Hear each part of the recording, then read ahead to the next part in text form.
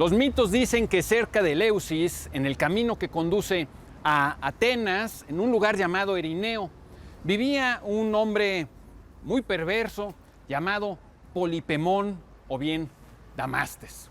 Polipemón significa en griego antiguo muchos males. Damastes significa el controlador. Pero en la actualidad lo conocemos sobre todo como Procusto, que significa el que estira, el estirador. Procusto recibía a los viajeros en su posada, les daba de cenar y después los invitaba a recostarse en una cama que les tenía preparada. Una vez tendidos en ella, los amarraba y si eran más pequeños que el largo de la cama, los torturaba estirándolos hasta provocarles la muerte. Si los viajeros eran altos y sobrepasaban el largo de la cama, Procusto les cortaba la cabeza. Como mencionamos ya en otro videoensayo de esta serie, fue el héroe civilizador ateniense Teseo quien dio muerte a Procusto, permitiendo así que los viajeros transitaran sin peligros entre Eleusis y Atenas. En aquella ocasión hablamos de la nave de Teseo. Hoy abordaremos otra metáfora, también extraída de la mitología griega, que nos servirá para iluminar una imperfección muy generalizada de nuestra manera de pensar. Se usa la expresión el lecho de Procusto cuando se intenta que la vida humana o que la realidad, con toda su infinita y heterogénea riqueza, entren forzadamente en simplificaciones preconcebidas y erróneas. Para ilustrar esto, citemos unas líneas de La carta robada, cuento del atormentado Edgar Allan Poe.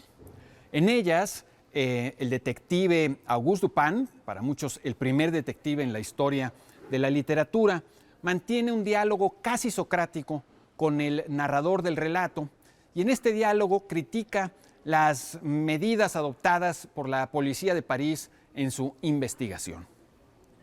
La policía parisiense es sumamente hábil a su manera. Es perseverante, astuta y muy versada en conocimientos. Las medidas que adoptaron eran excelentes en su género y fueron bien ejecutadas. Su defecto residía en que eran inaplicables al caso en cuestión. Sus recursos constituyen para ellos una especie de lecho de Procusto en el cual pretenden meter a la fuerza sus designios. Continuamente se equivocan por ser demasiado profundos o demasiado superficiales para el caso. Es decir, Dupin se da cuenta de que incluso personas inteligentes pueden errar al empeñarse en que la realidad encaje en sus ideas previas. Después de que nos hemos formado teorías sobre cómo son las cosas, es muy difícil resistirnos a achatar la realidad a la medida de nuestras ideas y muy tentador aplicar el lecho de Procusto a todo lo que se nos presenta. Pongamos otro ejemplo tomado también de la literatura. En la hilarante novela de John Kennedy Toole, La conjura de los necios, el protagonista, Ignatius J. Reilly, entra a trabajar a una fábrica de pantalones que está tan mal organizada que todos los pantalones quedan disparejos con una pierna más grande que la otra. Cuando llegan las primeras reclamaciones escritas de sus clientes, Ignatius J. Reilly, en lugar de reconocer su error, les responde indignado que es su obligación conseguir que la gente adquiera lo que él considera una propuesta vanguardista de la moda.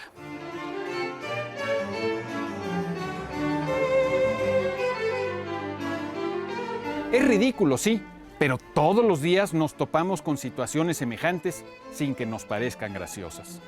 En la educación de entrada, el lecho de Procusto es casi omnipresente. Las calificaciones numéricas, por ejemplo, son una burda simplificación de lo que deberían ser evaluaciones más ricas y potencialmente mucho más útiles. Pero a fuerzas los maestros tienen que calificar con números.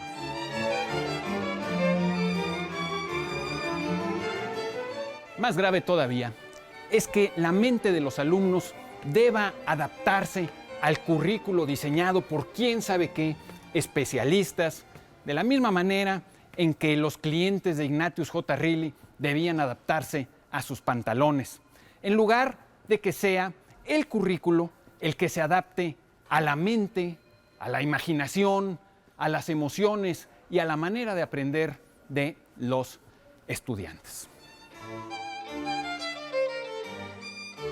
En el ámbito legal, una y otra vez nos topamos con leyes y reglamentos que son moldes impuestos desde arriba, en los que hay que meter a la fuerza realidades complejas que siempre van un paso más adelante de lo que pueden prever hasta los mejores legisladores del mundo, mismos que, por supuesto, estamos lejos de tener.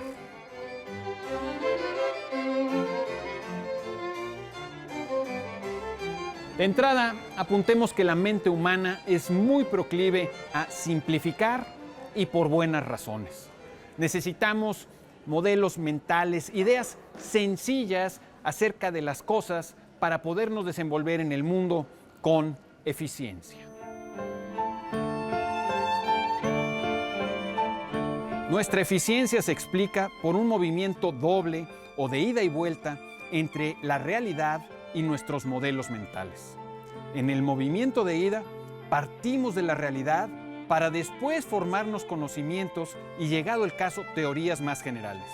Y en un movimiento posterior, vamos de vuelta desde nuestros modelos mentales, es decir, desde nuestros conocimientos y teorías, hacia la realidad para resolver sus problemas.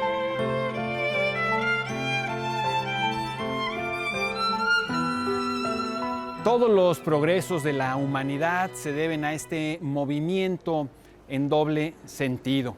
Pero debemos estar alertas a los accidentes en los que podamos incurrir. Nuestra responsabilidad es observar con cuidado y aprender con esmero para formarnos modelos mentales tan ajustados a la realidad como sea posible.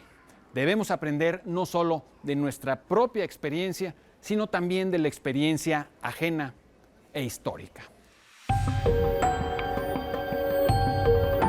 Es obvio que una mala observación, parcial o descuidada, o un aprendizaje defectuoso puede dar lugar a modelos mentales inapropiados.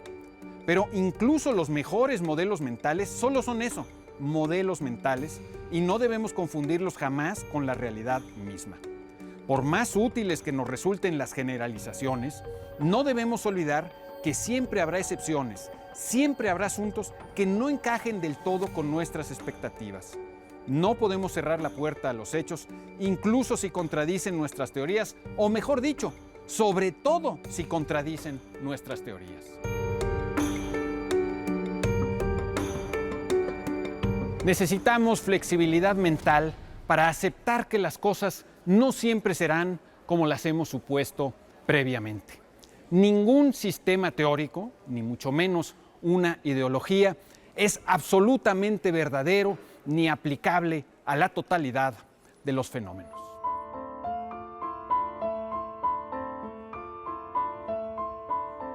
Sócrates, volviendo a Grecia, era un especialista en detectar lechos de Procusto entre sus contemporáneos.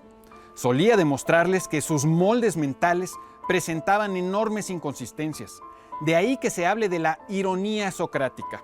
La ironía consiste en detectar la fragilidad, las resquebrajaduras, la inestabilidad de la aparente solidez mental de las personas, comenzando por uno mismo. De ahí que Sócrates insistiera en que él no sabía nada.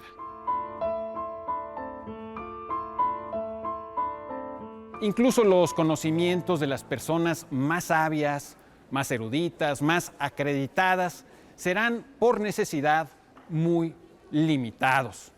Siempre habrá cosas que no conozcamos bien y hemos de resistir la tentación de meterlo todo, absolutamente todo, el mundo, la realidad, el universo, en nuestro particular lecho de Procusto.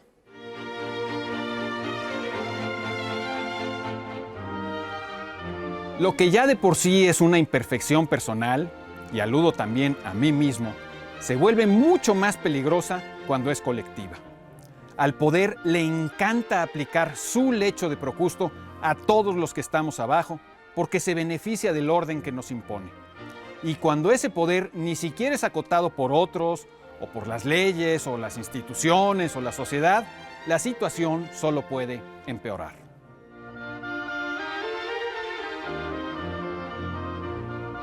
Toda dictadura es, por definición, un lecho de Procusto.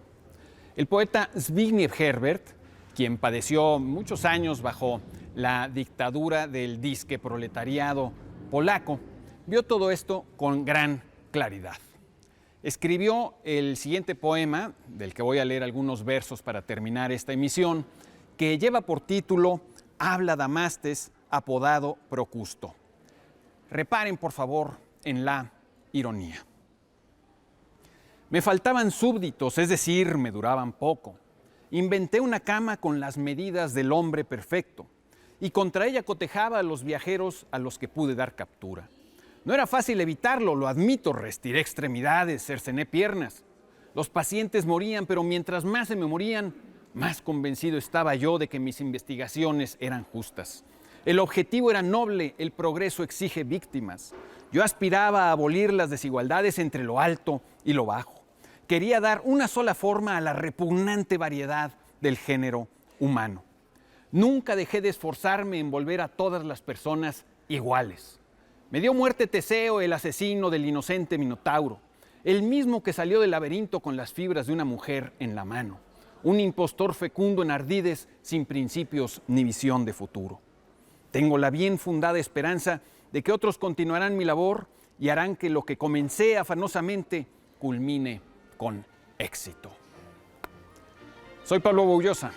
Usted tiene la palabra.